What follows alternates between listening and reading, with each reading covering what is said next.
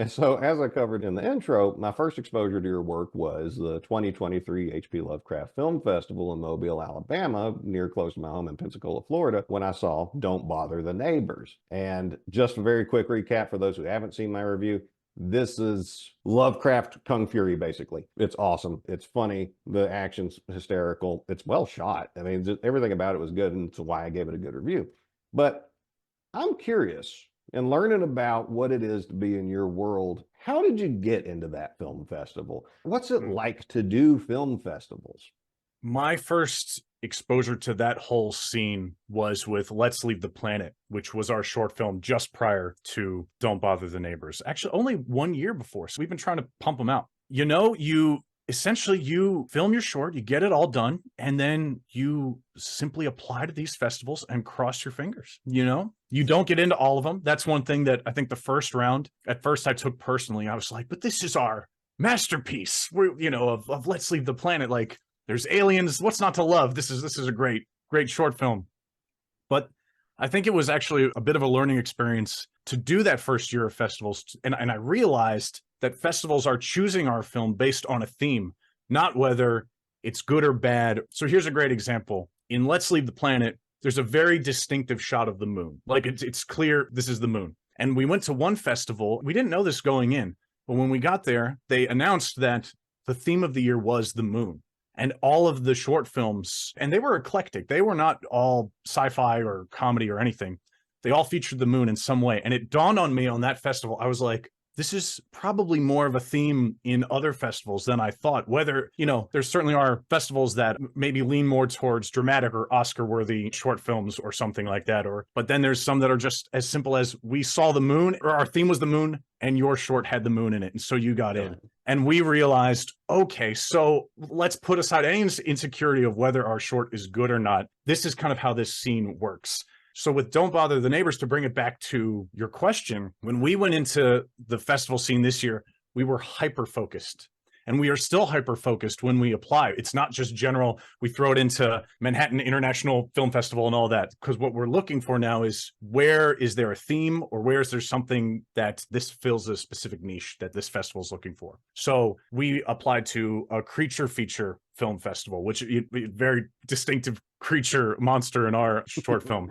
Obviously, well before I even was hunting the festival scene, I remember talking to the Girl Soup team, and I was like, we got to find anything that's Lovecraftian, anything that's cosmic horror. That is what inspired me in this film. It is that genre. So instead of like a broad sci-fi festival, like finding the H.P. Lovecraft Film Festival, I think was in our favor for that short. So that's how we've tackled getting our short seen. And I'll just give kind of broad advice to anyone who's applying for these film festivals, because they can start to get expensive. Really think about like what specific themes are in your short and find a festival that matches that, rather than the broad stroke, I'm going to throw it into 50 festivals and just cross my fingers, That's really good advice. And so when you're looking for festivals, is there a website that compiles all the different festivals and what they're looking for? Or do you just have to go beat the bushes until you find it? There is filmfreeway.com for that. Very reputable website for film festivals. But we have also gone the route of, we'll seek out a venue, or sometimes they'll contact you as well. We got contacted by a very reputable film festival that we actually ended up getting into, and it's the Philip K. Dick Film Festival, and that's coming up in just about a month.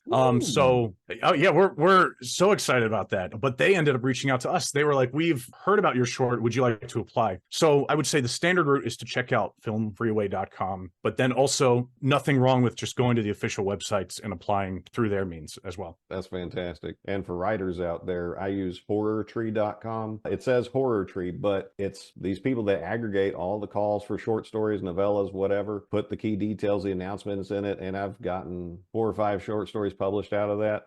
So yeah, you just go through and pick, what do you want to write about? And then you can just go with that. So there's 2 different ways. If you're making films, he's got you. If you're writing anything literary, horrortree.com. And so do you have to pay to apply for these things? Do you get paid for being accepted? Does money come into it like that? I have seen, I think every single festival has at least a small fee. The smallest, I think, would be like $10 to submit. And the most expensive that I've seen, just in what I've been searching and scouring the internet for, would be like $75. So that's the range of what you might see for a festival, which is also why for this round, we really wanted to hyper target what we were applying to so as to not just throw $20 to the Los Angeles Film Festival. All right, yeah, it would be wonderful to get in there, but we have a strength in being so targeted. So maybe applying to like, and here's another example of one we got into. There was like a martial arts film festival in Rehoboth Beach, and we did get into that. So it's like you got to kind of play to your themes, I think, a little bit. That's cool. That's good to know. Now, have you been at any of these film festivals while one of the movies that you were in are being screened? Like, have you been in the audience and watched it? Yes, I have. Yeah. From having talked to a couple actors before, one that was at the theater I was at doing the screening, and he said that he's usually uncomfortable sitting in the audience while people are watching him do his thing, but he was going to try to do it. So he sat in a seat in the front row for a few minutes, and the nerves just got to him. He was like, I can't do it. I can't do it. And he got up and went out to the bar. Are you cool sitting there with all these people watching you, mentally criticizing your every move and look and piece of stubble, or are you not? What's your approach to that? I will say, the very first time I saw myself in a movie theater, I was kind of mortified and uncomfortable. That did arrive for me, and I was just like, oh no. I was like, there I am. There's our film. I hope people like it. But since that first time, that has kind of left me, and I can just be proud of my film, be proud of my work, and I can watch myself on almost as a viewer, and I just enjoy the short. And I've heard these stories of like Johnny Depp never watching himself act and stuff like that, but I've come around to it because, you know, in Girl Soup, like I've had to edit myself acting and had to edit sound design of myself, and all my friends too, our coworkers and other actors. And it really starts to become like, it's all just a piece of the puzzle to tell the story. So it's not, doesn't fall on me as the actor to be good or bad. It's like, let's look at this project, and now I'm going to show you the project rather than, oh, there's Jeff on the screen. It really is Andy in Let's Leave the Planet, for example, but also my sound design is there, which I'm very proud of. So I like to listen for like Foley that I did, things like that. So it's more of an experience of me just enjoying the project now rather than, oh God, that is my face up there. That's good. I would prefer that approach to one time I was listening to Sting, the musician, talk to Larry King. So that's, you know, how old I am. And Larry King asked him, do you listen to music? And he said, no, I can't, because I can't get my mind out of the technical analysis aspect of listening to the music. So you can't turn it off. And like when I'm reading something, I'll grab a pencil and I'll put a comma, I'll fix this, I'll fix that. I can't stop editing other people's stuff or even my own, but I can still enjoy it. So that's okay. Yeah. All right. So you get into a film festival. What's the payoff for you? Is it just the exposure, or is there something else? How does this help you to get into them?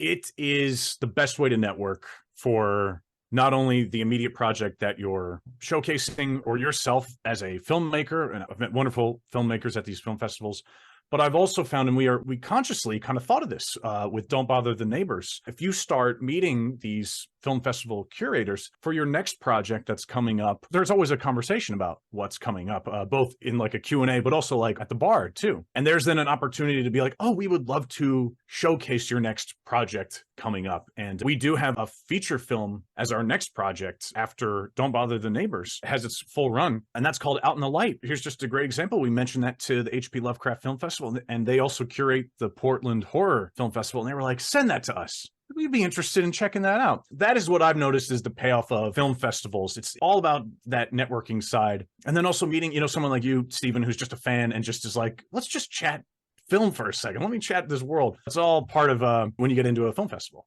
You know, that's incredibly valuable. Everything you just talked about, because you get the exposure and then you get to meet people, and maybe those people help you do things you need to do in the future. And that's fantastic. So I've seen Don't Bother the Neighbors won Best Grindhouse Film at Grindhouse Nights Film Festival and Best of the Fest at Strange Days Horror Fest. So, well, one, congratulations. That's great. Thank you. And what is it like winning film festival awards? Do you get like a crown, free pony rides, a big like golden clock to wear around your neck? What do you get? I wish. Yeah, it's like a film reel instead of a clock, you know? Okay.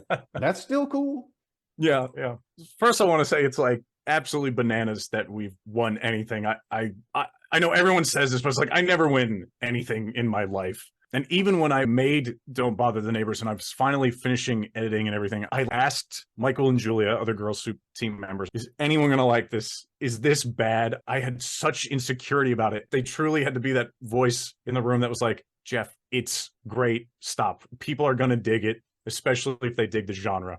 And I was like, okay, you're right. So then going to Grindhouse Nights Film Festival, and I actually traveled over there. Crossroads was the name of the bar. I think it was in Garwood, New Jersey. And I watched a slew of short films there that were all these midnight movie love letters, whether they were hyper violent or just weird and experimental, you know, because they don't all have to go violent, you know what I mean, in that genre, like more in the world of like Eraserhead, where just like weird stuff is happening. And I was watching them all and I was just like, this is where this film belongs. There still is fans of this kind of genre where clearly a bunch of friends made this, they thought it was awesome, and then they put it out to the world. And I was like, this is what this festival is. And again, sorry, now I just want to like share just one more thing about the Grindhouse Nights Film Festival, because they were so kind.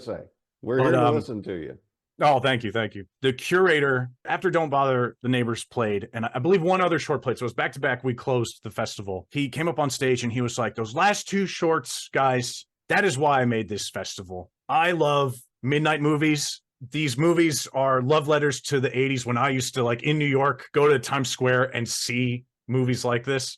And I'm sitting in the audience. I was like, we found our audience. We were so happy. And so for them to give us that award was incredibly cool. Yeah.